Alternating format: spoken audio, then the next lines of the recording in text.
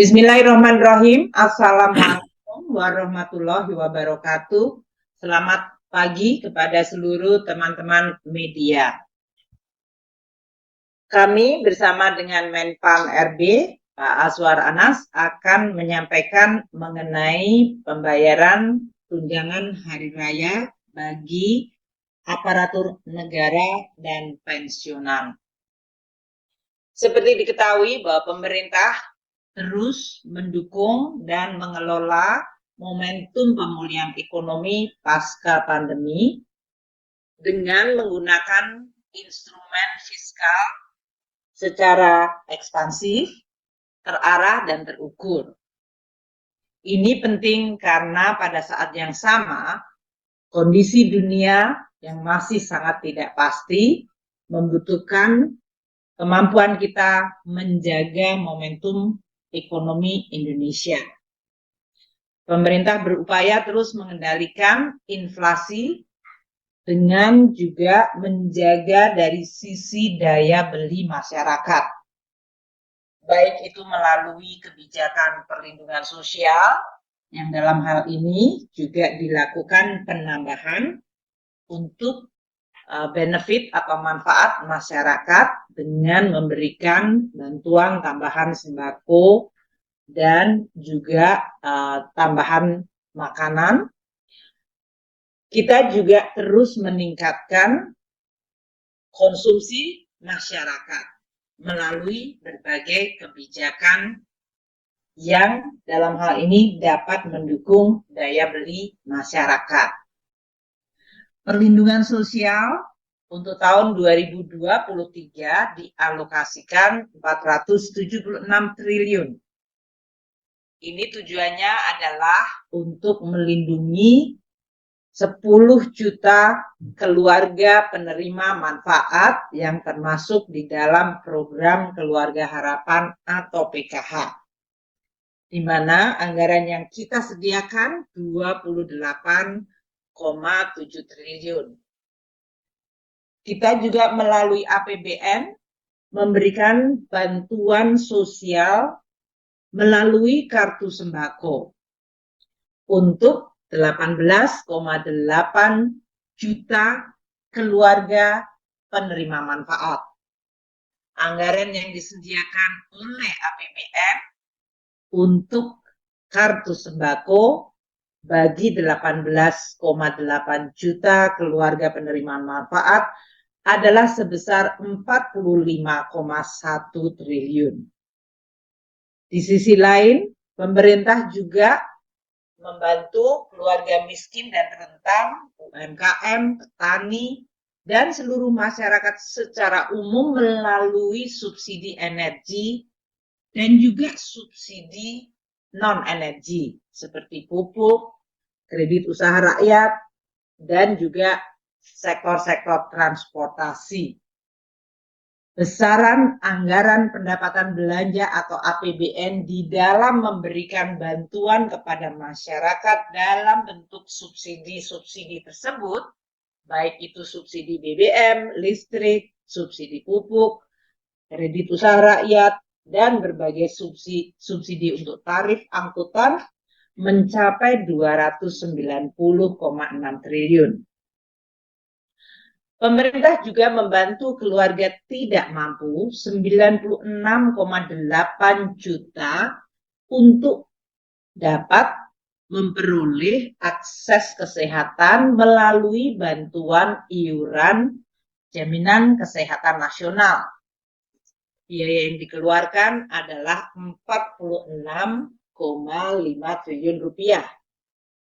Di sisi lain, bagi keluarga yang tidak mampu, maka putra-putrinya mendapatkan bantuan untuk pendidikan dalam bentuk program Indonesia Pintar. 20,1 juta siswa dari keluarga tidak mampu mendapatkan bantuan program Indonesia Pintar yang anggarannya disediakan 9,7 triliun rupiah. Bagi mahasiswa yang tidak mampu, Mereka pun diberikan beasiswa bidik misi atau Kartu Indonesia Pintar Kuliah yang saat ini lebih dari 994.000 mahasiswa yang mendapatkan beasiswa bidik misi dan Kartu Indonesia Pintar Kuliah yang anggaran di dalam APBN disediakan 12,8 triliun. Inilah berbagai langkah yang dilakukan pemerintah melalui instrumen APBN yang langsung dapat dinikmati manfaatnya oleh masyarakat, terutama kelompok yang kurang mampu. Keberpihakan dari pemerintah juga ditunjukkan melalui berbagai policy yang lain. Selain itu, menjaga inflasi agar tidak mengerus daya beli juga dilakukan. Pemerintah juga saat ini memberikan pemenuhan kebutuhan gizi melalui program perlindungan sosial bantuan pangan, yaitu akan diberikan kepada 21,3 juta kelompok atau keluarga penerima manfaat yang akan diberikan bantuan pemerintah dalam bentuk paket protein ayam dan telur kepada, 21,3 juta keluarga penerima manfaat diberikan bantuan beras 10 kilo dan kepada 1,4 juta keluarga penerima manfaat dengan balita stunting akan diberikan tambahan protein ayam dan telur. Biaya tambahan untuk atau anggaran yang disediakan untuk membantu kelompok ini yaitu keluarga dengan anak stunting, balita stunting, dan tambahan bantuan beras 10 kilo bagi 21,3 juta kelompok atau keluarga penerima manfaat dianggarkan 8,2 triliun rupiah. Berbagai program-program sosial tersebut bertujuan untuk makin dan meningkatkan bantuan sosial terutama kepada kelompok-kelompok yang kurang mampu. Ini adalah keberpihakan dari pemerintah bagi masyarakat. Di sisi lain, pemerintah juga akan terus menggunakan instrumen APBN di dalam meningkatkan kemampuan dan kesejahteraan masyarakat melalui program-program lainnya seperti pembangunan infrastruktur dan juga program kepada kelompok UMKM. Bapak dan Ibu sekalian, teman-teman media, hari ini kami akan menyampaikan juga instrumen APBN yang di dalam rangka bulan Ramadan dan mendekati Hari Raya Idul Fitri telah mengalokasikan di dalam APBN anggaran untuk pemberian tunjangan hari raya bagi karyawan aparatur negara, di dalam ini termasuk TNI dan Polri, dan bagi pensiunan. Ini tentu diharapkan dengan pembayaran tunjangan hari raya juga bisa ikut mendorong kegiatan ekonomi masyarakat melalui berbagai kegiatan belanja menjelang atau selama Ramadan dan menjelang Hari Raya Idul Fitri.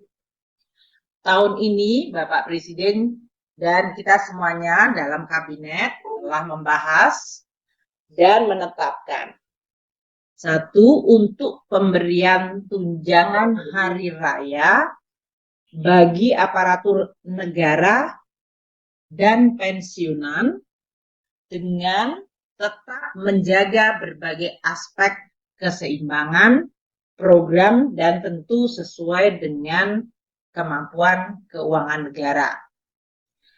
Mungkin perlu diingat bahwa pada tahun 2020, pada saat COVID terjadi pada tahun pertama yang melumpuhkan seluruh kegiatan ekonomi dan masyarakat, pada saat itu THR hanya diberikan kepada jajaran ASN, aparatur negara, TNI Polri, di bawah eselon 2 dan juga hanya untuk pensiunan. Dan pada tahun 2020 komponen THR adalah berupa gaji pokok, tunjangan keluarga, dan tunjangan jabatan. Karena pada saat itu memang kondisi keuangan negara di mana penerimaan merosot akibat seluruh kegiatan berhenti, dan juga karena prioritas kita di dalam APBN untuk penanganan pandemi dan menjaga masyarakat, terutama bantuan sosial, maka THR juga dalam hal ini hanya difokuskan kepada para pejabat pelaksana dan pejabat di bawah eselon 2 dalam bentuk gaji pokok, tunjangan keluarga, dan tunjangan jabatan. Seiring dengan pemulihan ekonomi, maka pada tahun 2021, meskipun ancaman COVID masih sangat besar termasuk varian Delta yang terjadi, maka kebijakan THR dan gaji ke-13 pada tahun 2021, yaitu tahun kedua pandemi COVID, diberikan kepada seluruh aparatur negara dan pensiunan. THR yang diberikan dan gaji ke-13 komponennya terdiri dari gaji pokok, tunjangan keluarga, tunjangan melekat, dan tunjangan jabatan. Pada tahun 2022 yang lalu, kita juga melihat pemulihan ekonomi juga semakin membaik dan penanganan COVID semakin terkendali. Namun kita juga melihat guncangan dari ketidakpastian global termasuk melonjaknya harga minyak yang menyebabkan melonjaknya kebutuhan subsidi bagi BBM dan listrik. Oleh karena itu, pada tahun lalu, kebijakan THR dan gaji ke-13 disamakan dengan tahun 2021, yaitu diberikan dalam bentuk gaji pokok, tunjangan keluarga, tunjangan melekat, dan tunjangan jabatan. Namun, di tahun 2022, maka kita memberikan tambahan dalam THR dan gaji ke-13 50% tunjangan kinerja. Ini tentu karena kondisi APBN juga sudah membaik, namun kita juga melihat ketidakpastian yang luar biasa. Jadi keseimbangan dilakukan. Dengan latar belakang tersebut, tahun ini 2023, seiring kembali dengan adanya penanganan COVID yang masih tetap terkendali, namun di sisi lain pemulihan ekonomi menghadapi tantangan global yang sangat tidak pasti, terutama dalam bentuk perlambatan ekonomi global, kondisi geopolitik yang mempengaruhi kondisi ekonomi, dan tren kebijakan moneter untuk menangani inflasi yang cenderung ketat, maka kebijakan pemberian THR, tunjangan hari raya, dan gaji ke-13 disesuaikan dengan tantangan dan kondisi saat ini.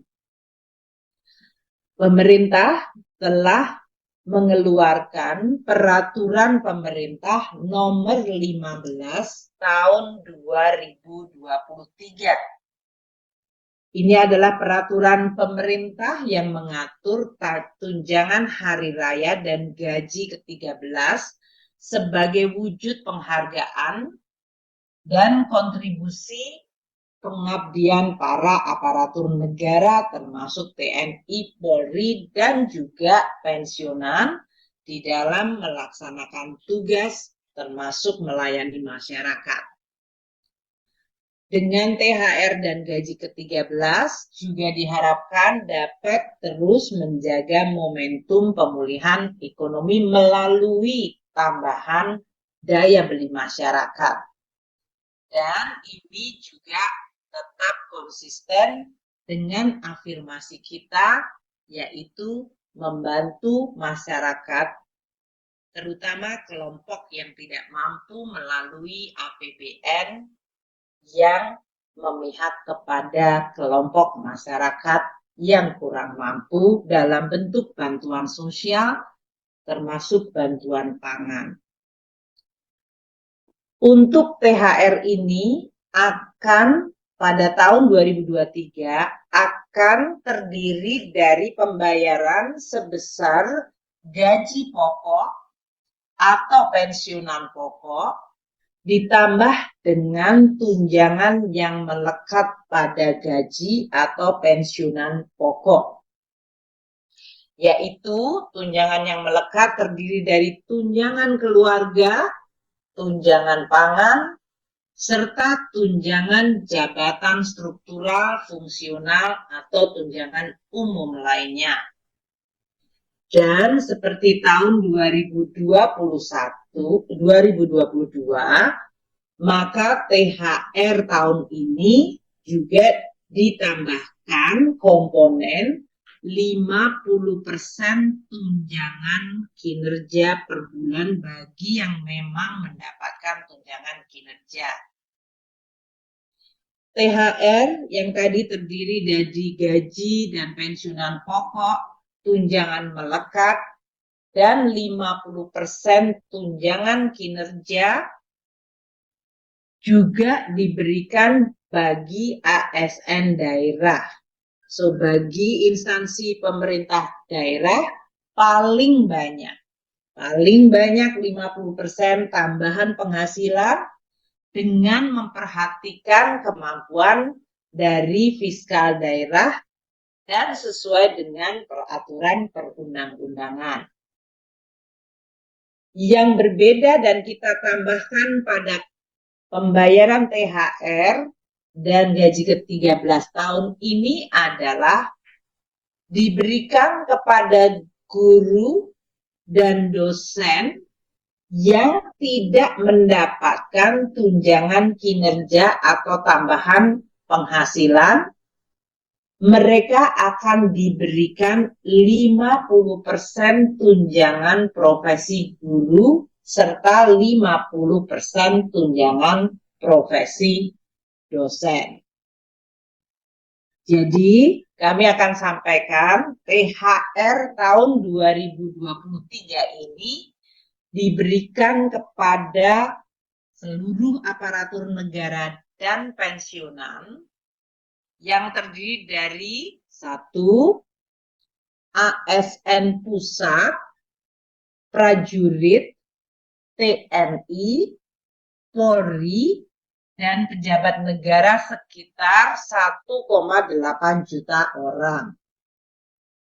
Kedua, ASN daerah, yaitu 3,7 juta orang, termasuk di dalamnya guru ASN daerah yang menerima tunjangan profesi guru sebanyak 1,1 juta guru, dan guru ASN daerah yang menerima tamsil yaitu 527,4 ribu orang.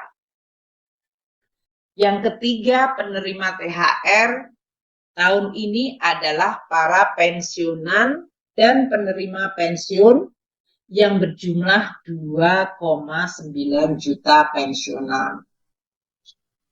Alokasi anggaran untuk tunjangan hari raya ada di dalam APBN tahun anggaran 2023, yaitu 1. Di dalam anggaran kementerian dan lembaga telah dialokasikan 11,7 triliun untuk pembayaran THR ini bagi ASN pusat, prajurit TNI, Polri, dan pejabat negara.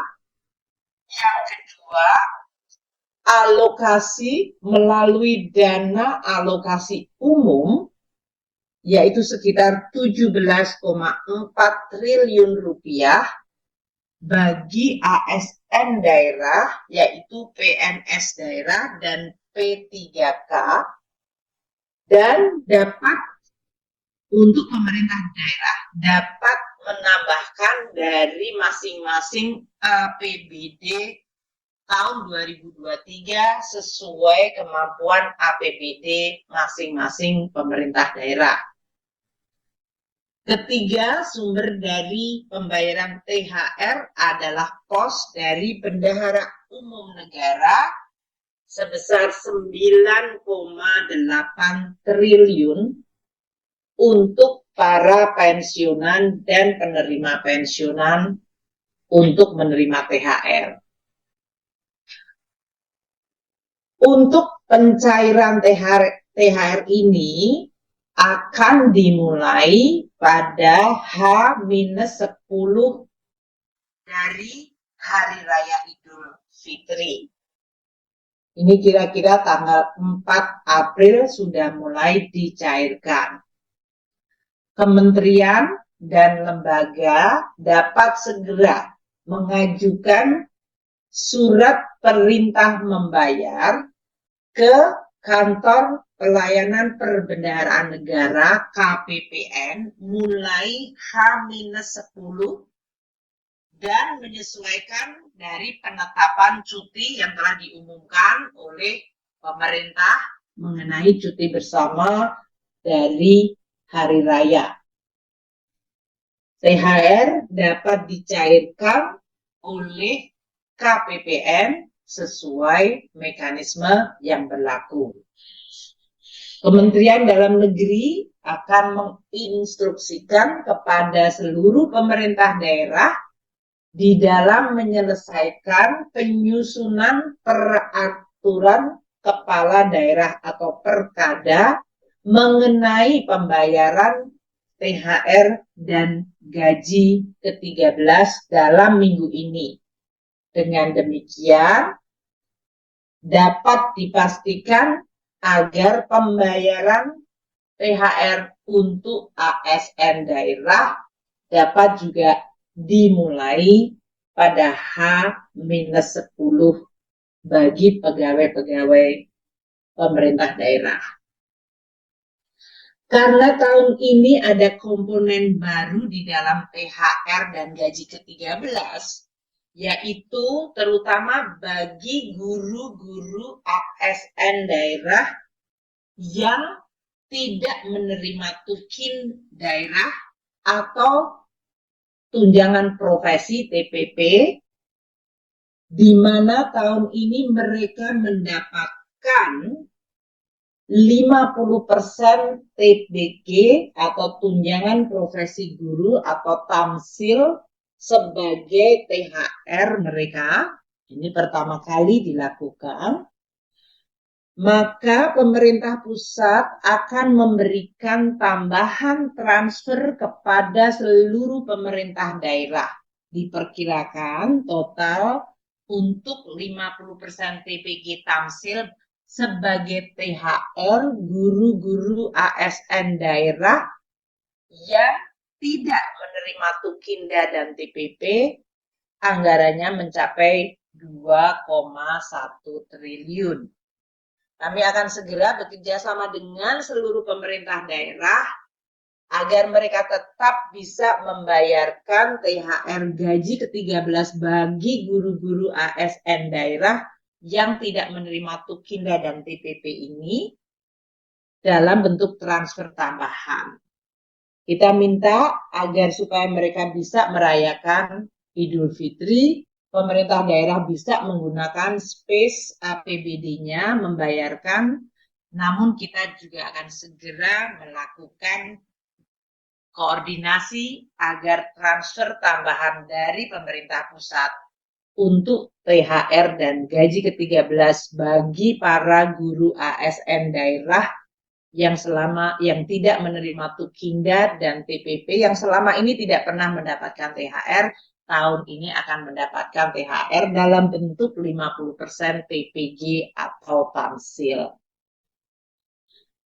Seperti yang terjadi pada tahun sebelumnya, apabila THR ternyata belum dapat dibayarkan karena sesuatu hal sebelum Hari Raya Idul Fitri, tidak berarti THR-nya kemudian hangus. THR tetap dapat dibayarkan sesudah Hari Raya Idul Fitri. Namun kami akan terus menghimbau bekerja sama dan bekerja bersama seluruh kementerian, lembaga, dan pemerintah daerah agar diupayakan THR bisa diterima sebelum Hari Raya Idul Fitri. Kami mengucapkan terima kasih kepada seluruh jajaran aparatur negara, TNI, dan Polri yang terus bekerja terutama di dalam melayani masyarakat. Dan pada saat menjelang Lebaran juga tetap bekerja secara penuh.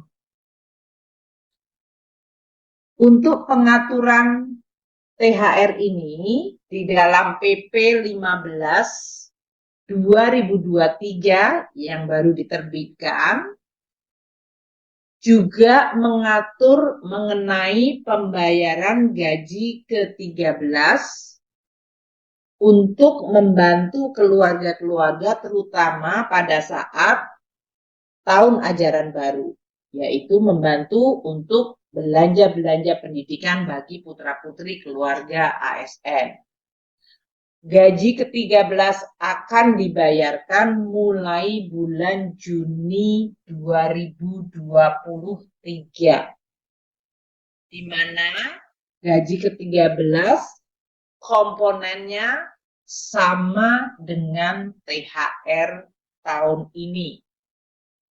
Untuk pengaturan pelaksanaan teknis dari tunjangan hari raya maupun gaji ke-13 ini akan segera diatur dengan peraturan Menteri Keuangan, karena keseluruhan dari PP masih membutuhkan aturan peraturan Menteri Keuangan untuk bisa melaksanakan amanat PP 15 2023. Peraturan Menteri Keuangan adalah untuk THR dan gaji ke-13 yang sumbernya berasal dari anggaran pendapatan belanja negara untuk pemerintah pusat.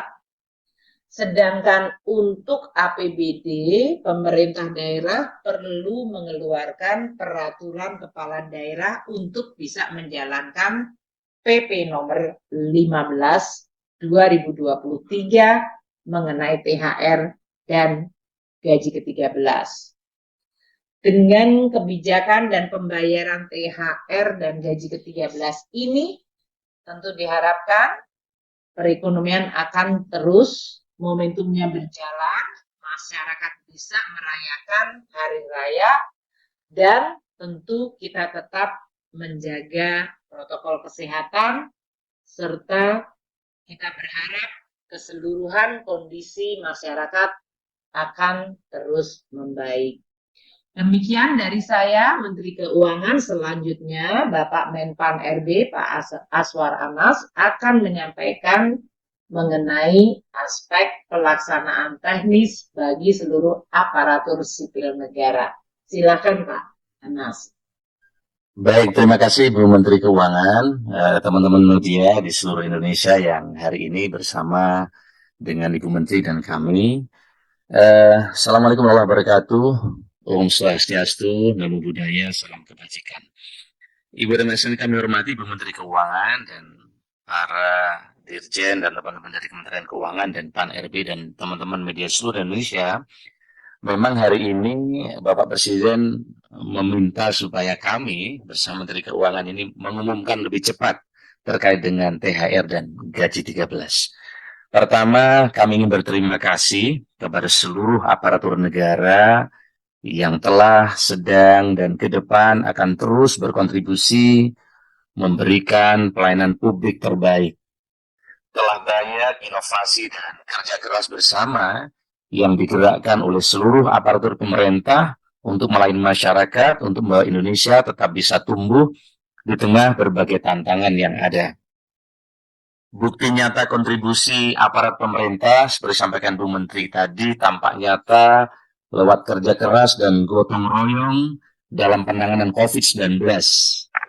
ASN, TNI Polri, dan seluruh elemen masyarakat bersama-sama menjadikan pandemi terkendali dan penanganan pandemi Indonesia termasuk salah satu yang terbaik di dunia. Nah, pemberian THR ini merupakan penghargaan pemerintah terhadap kontribusi seluruh aparatur pemerintah dengan harapan ke depan semuanya bisa meningkatkan kinerja, memperbaiki pelayanan publik, dan terus berinovasi. Kementerian Pan RB juga telah menerapkan skema reformasi birokrasi tematik agar seluruh kekuatan birokrasi fokus pada penyelesaian masalah warga, terutama pada 5 tema utama, yaitu penurunan kemiskinan, peningkatan investasi, penguatan digitalisasi, pelayanan publik, termasuk sistem pemerintah berbasis elektronik atau SPBE, penguatan produk dalam negeri, dan pengendalian inflasi. Indikator-indikator itulah yang ke depan menjadi fokus penilaian reformasi birokrasi sehingga kinerja aparatur negara semakin berdampak ke masyarakat sesuai dengan arahan Bapak Presiden. Sesuai yang disampaikan Bu Menkyu, pemberian THR ini juga sekaligus upaya pemerintah untuk terus menggerakkan ekonomi masyarakat melalui THR kepada aparatur negara yang nantinya pasti juga dibelanjakan untuk berbagai kebutuhan yang relevan dalam upaya menambah perputaran uang di masyarakat sehingga THR untuk para aparatur negara menjadi instrumen fiskal yang turut memperkuat fondasi pemulihan ekonomi kita. Pemberian THR ini didasarkan pada peraturan pemerintah nomor 15 tahun 2023 tentang pemberian tunjangan hari raya dan gaji ke-13 bagi aparatur negara, pensiunan, penerima pensiun, dan penerima tunjangan tahun 2023 yang menyatakan bahwa tunjangan hari raya dan gaji ke-13 diberikan kepada aparatur sipil negara atau ASN, TNI, Polri, pensiunan, penerima pensiun, dan penerima tunjangan tahun 2023.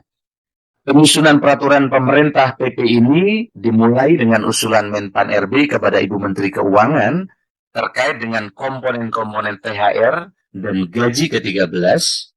Kemudian Ibu Menteri Keuangan memberikan persetujuan prinsip yang dijadikan materi muatan PP tersebut. Tentunya penyusunan PP ini telah melibatkan instansi pemerintah terkait dengan ketentuan peraturan perundang-undangan. Di samping aparatur negara, THR dan gaji ke-13 ini diberikan juga kepada pensiunan, penerima pensiun untuk pegawai ASN, prajurit TNI, dan anggota Polri diberikan komponen tunjangan kinerja sebesar 50% untuk yang memiliki tunjangan kinerja. Pemberian THR dan gaji ke-13 dilakukan dengan memperhatikan tertib administrasi dan menjaga akuntabilitas, dilaksanakan secara profesional, bersih dari korupsi, tidak ada konflik kepentingan, menerapkan prinsip kehati-hatian, sejalan dengan tata kelola pemerintah yang baik, serta berpedoman pada ketentuan peraturan perundang-undangan. Terkait dengan berbagai hal, tadi Ibu Menteri Keuangan telah menjelaskan dengan rinci, sangat jelas dan sangat baik. Oleh karena itu, Kami kira cukup dari kami, Bu Menteri, dan kepada seluruh ASN, mari kita tingkatkan kinerja kita kepada teman-teman di seluruh Indonesia, teman-teman di pemerintah daerah, untuk bersama-sama terus menggerakkan agar reformasi birokrasi berdampak, sebagaimana arahan Pak Presiden, segera bisa dirasakan oleh rakyat. Terima kasih dari kami, kurang lebihnya saya mohon maaf. Selamat pagi. Wallahu muwaffiq ila aqwamit thoriq. Assalamualaikum warahmatullahi wabarakatuh. Om Santi, Santi, Santi Om. Namo Buddhaya. Salam kebajikan.